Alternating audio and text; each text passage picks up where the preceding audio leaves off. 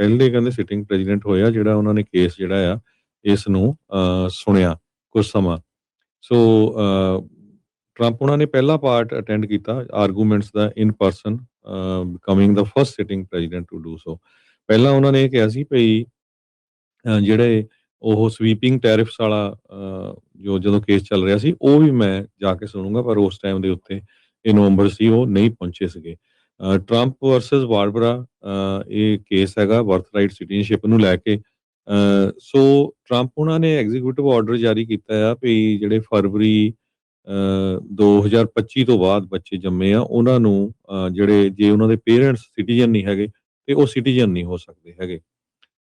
ਸੋ government ਇਸ issue ਦੇ ਉੱਤੇ ਕਰ ਰਹੀ ਆ ਵੀ ਜਿਸ ਟਾਈਮ ਦੇ ਵਿੱਚ 100 ਸਾਲ ਪਹਿਲਾਂ ਇਹ ਐਡ ਕੀਤਾ ਗਿਆ ਸੀਗਾ 14 ਅਮੈਂਡਮੈਂਟ ਦੇ ਵਿੱਚ, ਕਹਿੰਦੇ ਵੀ ਉਸ ਟਾਈਮ ਤੇ ਇਹ ਨਹੀਂ ਸੀ ਵੀ ਉਸ ਟਾਈਮ ਤੇ ਜਿਹੜੇ ਕਾਲੇ ਮੂਲ ਦੇ ਲੋਕ ਸੀ ਜਾਂ ਹੋਰ ਉਹ ਇੱਥੇ ਰਹਿੰਦੇ ਸੀਗੇ। ਸੋ ਉਹਨਾਂ ਦੇ ਜਿਹੜੇ ਬੱਚੇ ਸੀ ਉਹਨਾਂ ਨੂੰ ਸਿਟੀਜ਼ਨ ਬਣਨ ਲਈ ਇਹ ਐਡ ਕੀਤਾ ਗਿਆ ਸੀ, ਨਾ ਕਿ ਜਿਹੜੇ ਹੁਣ ਬਾਅਦ ਦੇ ਵਿੱਚ ਇਲੀਗਲ ਆ ਰਹੇ ਜਾਂ ਕੋਈ ਵਿਜ਼ਿਟ ਕਰਨ ਆ ਰਿਹਾ ਜਾਂ ਕਿਸੇ ਦੇ ਬੱਚਾ ਹੁੰਦਾ ਹੈਗਾ। ਸੋ ਇਹ ਜਿਹੜਾ ਇਸ਼ੂ ਆ ਟਰੰਪ ਉਹਨਾਂ ਦਾ ਜਿਹੜਾ ਐਗਜ਼ੀਕਿਊਟਿਵ ਆਰਡਰ ਆ ਸੋਲਿਸਿਟਰ ਜਨਰਲ ਡੀ ਜੌਨ ਸੌਰ ਉਹਨਾਂ ਨੇ ਇਹ ਕੋਰਟ ਫਾਈਲਿੰਗ ਦੇ ਵਿੱਚ ਜਿਹੜਾ ਫਾਈਲ ਕੀਤਾ ਹੈਗਾ ਤੇ ਉਹਦੇ ਵਿੱਚ ਇਹ ਉਹ ਜਿਹੜਾ ਆ ਡਿਸਕਸ ਕਰ ਰਹੇ। ਜੀ ਬਿਲਕੁਲ, ਸੋ ਬੜਾ ਅਹਿਮ ਇਹ ਮੁੱਦਾ ਜਿਹੜਾ ਉਹ ਹੈਗਾ ਆ। ਸੋ ਜਿੱਦਾਂ ਤੁਸੀਂ ਦੱਸਿਆ ਵੀ 1868 ਦੇ ਵਿੱਚ ਜਿਹੜੀ 14ਵੀਂ ਸੋਧ ਆ 14th ਅਮੈਂਡਮੈਂਟ ਆ ਉਹ ਕੀਤੀ ਗਈ ਸੀਗੀ। ਤੇ ਟਰੰਪ ਹੁਣਾਂ ਦੇ ਆਰਡਰ ਕਰਨ ਤੋਂ ਤੁਰੰਤ ਬਾਅਦ ਜਦੋਂ ਇਹਨਾਂ ਨੇ ਫਰਵਰੀ ਦੇ ਵਿੱਚ ਉਹ ਕੀਤਾ ਸੀਗਾ ਵੀ ਅੱਜ ਤੋਂ ਬਾਅਦ ਜਿਹੜਾ ਵੀ ਕੋਈ ਗੈਰ ਸਿਟੀਜ਼ਨ ਦਾ ਨਿਆਣਾ ਜੰਮਦਾ ਆ ਤਾਂ ਉਹ ਸਿਟੀਜ਼ਨ ਨਹੀਂ ਹੋਊਗਾ। ਐਟਲੀਸਟ ਇੱਕ ਪੇਰੈਂਟ ਜਿਹੜਾ ਉਹ ਸਿਟੀਜ਼ਨ ਹੋਣਾ ਜ਼ਰੂਰੀ ਆ। ਤੇ ਉਸ ਦੇ ਉਲਟ ਕਿੰਨੇ ਲਾਸੂਟ ਜਿਹੜੇ ਉਹ ਹੋ ਗਏ ਸੀ। ਇਮੀਗ੍ਰੈਂਟ ਰਾਈਟ ਗਰੁੱਪ, ਸਟੇਟ ਦੇ ਕਈ ਅਟਾਰਨੀ ਜਨਰਲ ਉਹ ਆਏ ਸੀ। ਲੋਅਰ ਕੋਰਟ ਨੇ ਤਾਂ ਇਸ ਰੂਲ ਨੂੰ ਬਲੌਕ ਵੀ ਕਰ ਦਿੱਤਾ ਸੀਗਾ ਇਫੈਕਟ ਦੇ ਵਿੱਚ ਆਉਣ ਤੋਂ। ਸੋ ਇਵੈਂਚੁਅਲੀ ਇਹ ਜਿਹੜਾ ਸੰਵਿਧਾਨ ਦੀ ਸੋਧ ਨੂੰ ਲੈ ਕੇ ਜਿਹੜੀ ਗੱਲ ਆ ਉਹ ਐਗਜ਼ੈਕਟਿਵ ਆਰਡਰ ਦੇ ਉੱਤੇ ਆ।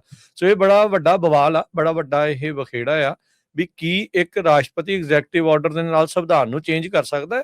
ਵੀ ਉਹਦੀ ਜਿਹੜੀ ਇੰਟਰਪ੍ਰੀਟੇਸ਼ਨ ਜਾਂ ਉਸ ਦੀ ਜਿਹੜੀ ਸਮਝ ਆ ਉਸ ਨੂੰ ਜਿਹੜਾ ਉਹ ਲੈ ਕੇ ਸੋ ਸੁਪਰੀਮ ਕੋਰਟ ਦੇ ਅੱਗੇ ਇੱਕ ਵੱਡਾ ਜਿਹੜਾ ਉਹ ਚੈਲੰਜ ਸਾਹਮਣੇ ਹੈਗਾ ਆ। ਸੰਵਿਧਾਨ ਨੂੰ ਕਿਸ ਤਰੀਕੇ ਦੇ ਨਾਲ ਪੜ੍ਹਿਆ ਜਿਹੜਾ ਉਹ ਜਾ ਸਕਦਾ ਹੈ ਕਿ ਜਾਂ ਕੋਈ ਇਹਨੂੰ ਆਪਣੇ ਹਿਸਾਬ ਦੇ ਨਾਲ ਪੜ੍ਹ ਕੇ ਉਸ ਹਿਸਾਬ ਦੇ ਨਾਲ ਇਹਨੂੰ ਲਾਗੂ ਕਰਨ ਦੀ ਜਿਹੜੀ ਉਹ ਕੋਸ਼ਿਸ਼ ਕਰੇ। ਸੋ ਕਈ ਜਿਹੜੇ ਅੱਖਰ ਕਈ ਵਾਰੀ ਹਰਜੋਤ ਸਿੰਘ ਜੀ ਇੱਕ ਅੱਖਰ ਦੇ ਉੱਤੇ ਵੱਡੇ ਜਿਹੜੇ ਡਿਸੀਜਨ ਆ ਉਹ ਆ ਜਾਂਦੇ ਆ ਵੀ ਕਿਸ ਸੰਦਰਭ ਦੇ ਵਿੱਚ ਇੱਕ ਅੱਖਰ ਕਈ ਵਾਰੀ ਇਕੱਲਾ ਏ ਲਿਖਿਆ ਹੋਵੇ ਤਾਂ ਵੀ ਉਹਦੇ ਨਾਲ ਫਰਕ ਜਿਹੜਾ ਪੈ ਜਾਂਦਾ ਆ। ਸੋ ਇਸ ਤਰੀਕੇ ਦੇ ਨਾਲ ਆ। ਸੋ ਜਿੱਦਾਂ ਤੁਸੀਂ ਦੱਸਿਆ ਵੀ ਪਹਿਲੀ ਵਾਰ ਅਮਰੀਕਾ ਦਾ ਰਾਸ਼ਟਰਪਤੀ ਸੁਪਰੀਮ ਕੋਰਟ ਦੇ ਵਿੱਚ ਆਪਾਂ ਇਹ ਦੇਖਿਆ ਸੀਗਾ ਵੀ ਉਹ ਸੁਣਨ ਗਏ ਆ ਸੁਪਰੀਮ ਕੋਰਟ ਦੇ ਵਿੱਚ ਓਰਲ ਆਰਗੂਮੈਂਟਸ। ਸੋ ਰਾਸ਼ਟਰਪਤੀ ਟਰੰਪ ਹੁਣਾਂ ਦੇ ਦੁਆਰਾ 3 ਜਿਹੜੇ ਜਸਟਿਸ ਆ ਉਹ ਨਿਯੁਕਤ ਕਿਤੇ ਜਿਹੜੇ ਉਹ ਗਏ ਹੈਗੇ ਆ। ਉੱਦਾਂ ਜੇ ਦੇਖਿਆ ਜਾਵੇ ਸੁਪਰੀਮ ਕੋਰਟ ਦੇ ਵਿੱਚ 6-3 ਦੇ ਨਾਲ ਕੰਜ਼ਰਵੇਟਿਵ ਮੈਜੋਰਿਟੀ ਹੈਗੀ ਆ। ਪਰ ਜਿੱਦਾਂ ਆਪਾਂ ਦੇਖਿਆ ਸੀ ਵੀ ਪਿਛਲੀ ਵਾਰ ਜਿਹੜੇ ਟੈਰਿਫ ਵਾਲੇ ਮਾਮਲੇ ਦੇ ਵਿੱਚ ਵੀ ਜਿਹੜੇ ਇਹਨਾਂ ਦੇ ਦੁਆਰਾ ਲਗਾਏ ਗਏ ਜਸਟਿਸ ਸੀ ਉਹਨਾਂ ਨੇ ਵੀ ਇਹਨਾਂ ਦੇ ਉਲਟ ਫੈਸਲਾ ਸੁਣਾਇਆ ਸੀ, ਜਿਸ ਤੋਂ ਬਾਅਦ ਚ ਸੁਪਰੀਮ ਕੋਰਟ ਦੀ ਜਿਹੜੀ ਜਸਟਿਸ ਆ ਜਸਟਿਸ ਬੈਰਟ ਉਹਨਾਂ ਦੇ ਬਾਰੇ ਤਾਂ ਟਰੰਪ ਹੁਣਾਂ ਨੇ ਇੱਥੋਂ ਤੱਕ ਵੀ ਟਿੱਪਣੀ ਕਰਤੀ ਸੀ ਇਹਦੇ ਪਰਿਵਾਰ ਵਾਲੇ ਵੀ ਸ਼ਰਮਿੰਦਾ ਹੋਣਗੇ ਇਸ ਦੇ ਜਿਹੜੇ ਇਸ ਫੈਸਲੇ ਨੂੰ ਜਿਹੜਾ ਉਹ ਲੈ ਕੇ। ਕੀ ਟਰੰਪ ਹੁਣਾਂ ਨੇ ਉੱਥੇ ਜਾ ਕੇ ਪ੍ਰਭਾਵ ਪਾਉਣ ਦੀ ਕੋਸ਼ਿਸ਼ ਕੀਤੀ ਆ, ਪਰ ਹੁਣ ਦੇਖਦੇ ਆ ਵੀ ਇਸ ਦੇ ਵਿੱਚ ਅੱਗੇ ਕੀ ਬਣਦਾ ਆ। ਸੋ ਆਰਗੂਮੈਂਟ ਅੱਜ ਜਿਹੜੇ ਆ ਹਰਜੋਤ ਸਿੰਘ ਜੀ ਸ਼ੁਰੂ ਹੋਏ ਆ ਇਹ ਸੁਣੇ ਜਾਣਗੇ ਤੇ ਫਿਰ ਇਵੈਂਚੁਅਲੀ ਇਸ ਦਾ ਫੈਸਲਾ ਕਈ ਮਹੀਨਿਆਂ ਬਾਅਦ ਜਾ ਕੇ ਜਿਹੜਾ ਉਹ ਆਉਂਦਾ ਹੁੰਦਾ ਆ। ਸੋ ਹੁਣ ਦੇਖਣਾ ਹੋਊਗਾ ਵੀ ਕਿਵੇਂ ਜਿਹੜਾ ਉਹ ਬਣਦੇ ਜਿਹੜੇ ਉਹ ਹੈਗੇ ਆ। ਸੋ ਅੱਜ ਸੁਪਰੀਮ ਕੋਰਟ ਦੇ ਕੋਲ ਬੜਾ ਹੀ ਇੱਕ ਅਹਿਮ ਸੰਵਿਧਾਨਿਕ ਮਸਲਾ ਜਿਹੜਾ ਆ ਉਹ ਪਹੁੰਚਿਆ ਹੋਇਆ ਆ, ਜਿਸ ਦੇ ਉੱਤੇ ਸੁਣਵਾਈ ਜਿਹੜੀ ਉਹ ਲੈ ਰਹੇ ਨੇ ਤੇ ਰਾਸ਼ਟਰਪਤੀ ਟਰੰਪ ਖੁਦ ਪ੍ਰਭਾਵ ਪਾਉਣ ਦੇ ਲਈ ਵੀ ਉਹਨਾਂ ਦਾ ਐਗਜ਼ੈਕਟਿਵ ਆਰਡਰ ਲਾਗੂ ਹੋ ਜਾਵੇ ਉਸ ਚੀਜ਼ ਦੇ ਲਈ ਉਹ ਸੁਣਵਾਈ ਸੁਣਨ ਦੇ ਲਈ ਅੱਜ ਉਹਨਾਂ ਨੇ ਉੱਥੇ ਪਹੁੰਚ ਕੀਤੀ ਹੈਗੀ ਆ।